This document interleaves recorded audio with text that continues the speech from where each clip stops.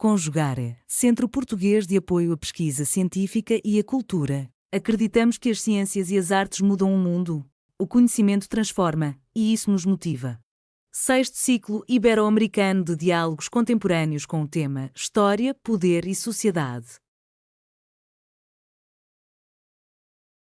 Olá, como vai? Eu sou a Jéssica, sou doutoranda da Universidade Federal do Pará. Faço doutorado pela pós-graduação em História Social da Amazônia e eu vou apresentar um trabalho que versa principalmente sobre a minha tese, né, que intitula Da MPB ao Rap Amazônico, uma análise de canções de protesto no álbum Tudo Índio de Nilson Chaves. E o período que eu vou analisar é de 1988 a 1996. Nilson Chaves é um cantor amazônico aqui do estado do Pará. Ele e outros cantores nesse período traçam uma trajetória artística que versa principalmente sobre as questões indígenas da Amazônia. E um dos outros cantores que eu vou falar também aqui, que fez algumas parcerias com ele, é o Eliaquim Rufino, que é do estado de Roraima, também da região norte do Brasil, né? E é a região que nós temos ali uma grande presença da floresta amazônica.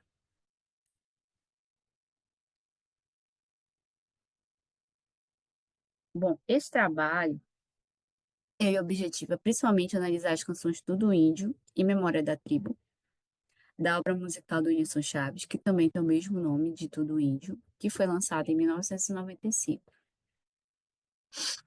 E nesse álbum a gente consegue observar algumas discussões sobre temas sociais e políticos, né? Então, relacionados aos povos indígenas, principalmente quando a gente fala da década de 90. A minha análise ela vai ser a partir da perspectiva decolonial, né, sobre a construção dessas produções musicais que buscavam fomentar um protagonismo indígena, mas, ao mesmo tempo, tratava de algumas representações que podem ser é, interligadas aos contextos sociais e políticos que aquelas populações indígenas estavam vivendo. Para me ajudar nessa perspectiva, eu tenho o Mignolo, né, como autor de base teórica, e o Quijano também. Além disso, o Stuart Hall e o Roger Chartier para me ajudar no conceito de representação. A, as canções produzidas na Amazônia, ela, por artistas amazônicos, elas justamente tinham, naquele momento, né, que o Brasil está saindo de uma ordem ditatorial, buscando uma ordem democrática, né, nós temos várias discussões, principalmente no que compete à demarcação de terras, aos direitos indígenas, à valorização e cultivação das suas tradições e costumes. E eu vou ali, né, para além de ter as músicas com base, as leituras bibliográficas, também trabalho com entrevistas. E esses autores de conceito de representação, que já me ajuda a perceber quem elabora, para quem elabora, qual é o contexto, e pensar as realidades históricas que aquelas produções musicais estão ali sendo visualizadas. E a questão da decolonialidade.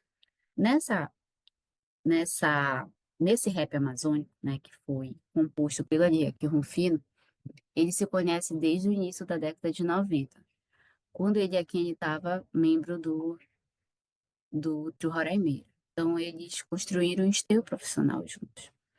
Então, o rap, né, que na década de 90 ele foi muito valorizado aqui no Brasil, muito popularizado, quando a gente fala também das violências protagonizadas, infelizmente, pelos povos, pela população negra brasileira, né? Então, era uma canção de protesto. Quando ela vem para o contexto amazônico, ela vem nesse contexto de protesto.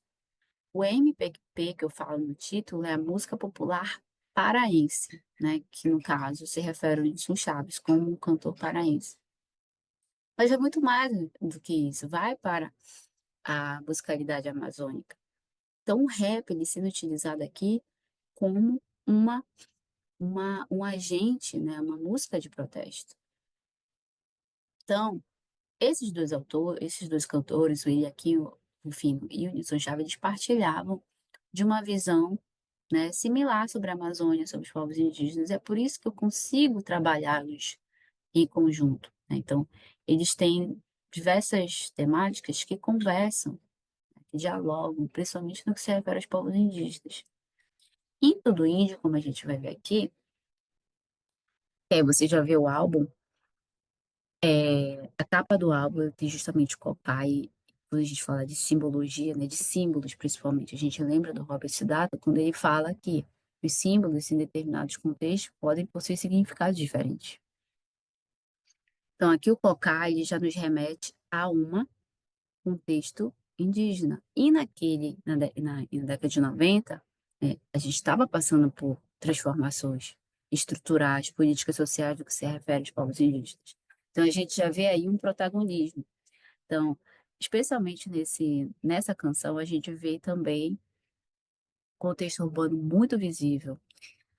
E, claro, contexto urbano, a gente tem as mazelas sociais, né? Similares às populações não, à sociedade não indígena. Além disso, Em Memória da Tribo, a gente também vai ter a preservação da memória, que eu vou falar aqui um pouco para vocês. Então, Tudo Índio é uma canção que ela tem muita profundidade. Infelizmente, eu não consigo passar ela para vocês aqui, mas já destaco que é uma canção, ela é muito além da letra. Então, ela tem sonoridade, ela tem ritmos, ela tem percussão, tem tonalidade de voz. Então, tudo isso compõe uma mensagem ou mensagens que falam de determinada temática. Em Tudo Índio, eu conheço a Pichana que mora no 13, ele sabe de outros 100 que também moram lá. Muita gente índia, muita gente no Conselho Indigenista Macuxi de São Vicente. Porque você tem um contexto urbano. O Apixana, que é uma etnia indígena de Roraima, estão morando no 13, que é uma rua em Boa Vista, capital do estado. Tudo índio, tudo parente. Cada bairro da cidade, cada tribo tem um seu representante. Os Tuxaus se reúnem toda semana na Associação de Asa Branca. A Associação de Asa Branca é uma organização comunitária que tem é, muitos, é, muitos remanescentes das populações indígenas lá, né, que saíram, que infelizmente foram expulsos dos seus territórios, mas continuam se organizando. Tudo índio, tudo parente. Esse tudo índio, tudo parente evoca uma coletividade, né? Apesar de a gente sabe que aqui no Brasil nós temos mais de 300 etnias indígenas diversas, fora as que nós não temos o contato ainda, mas é uma diversidade, uma pluralidade muito presente. Então, quando você tem, eu conheço a Yanomami, outra etnia indígena, que vende sorvete, o pedreiro do Arepangue, outra etnia, que vive de biscate, as mulheres índias, longe da maloca e da floresta, sobrevivem como desempregadas domésticas, a gente também tem uma marginalização do mercado de trabalho, né? Que essas populações estão ali presentes. Então, a colonialidade do poder, ela já entra nesse quesito. Quando você vai pensar que ela está ali para hierarquizar racialmente populações, você consegue visualizar uma marginalização dessas pessoas.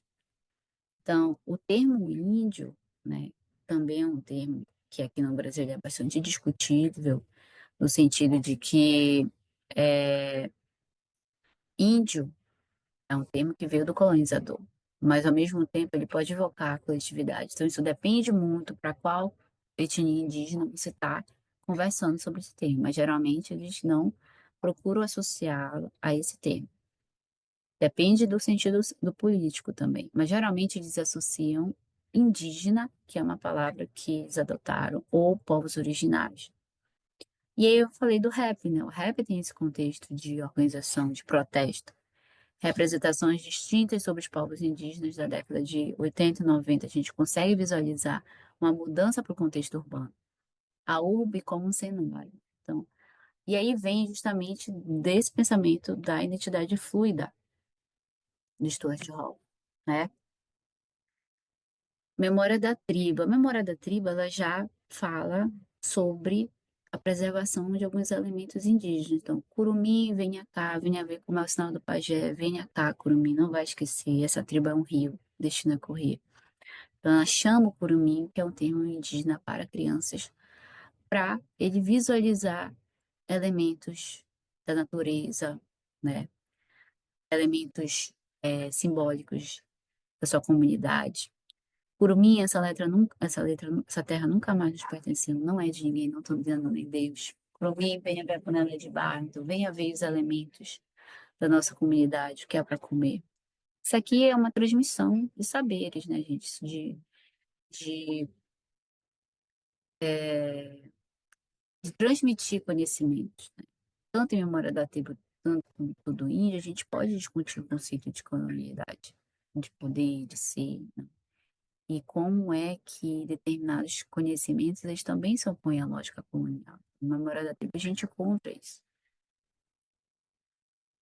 Portanto, a gente pode concluir que o texto ressalta as contribuições musicais entre Nilson Chaves e Eliakim Filho, mas muito mais do que isso, ressalta as questões indígenas e a importância delas para o contexto amazônico, para esses artistas, para a sociedade, né? E essa canção, principalmente Tudo Índio, ela destaca novas realidades para os povos indígenas, né? Na Amazônia, urbana, sublinha a complexidade das mudanças culturais e sociais enfrentadas pelos povos indígenas no contato com a sociedade não indígena. Além disso, o rap ele é utilizado como um agente contestador, um agente de protesto musical contemporâneo, né? Então, como ferramenta crítica ao mesmo tempo que dialoga com elementos musicais do cenário amazônico. É um trabalho que visa justamente colocar essas populações como protagonistas e ao mesmo tempo questionar quais são essas hierarquizações sociais, políticas, raciais que nós temos atualmente, que é deixado pelo colonialismo. E antes que eu finalize, aqui estão algumas das minhas referências, né? Então, nós temos aqui o Banila, Gerson dos Santos, que fala um pouco sobre o contexto indígena, né?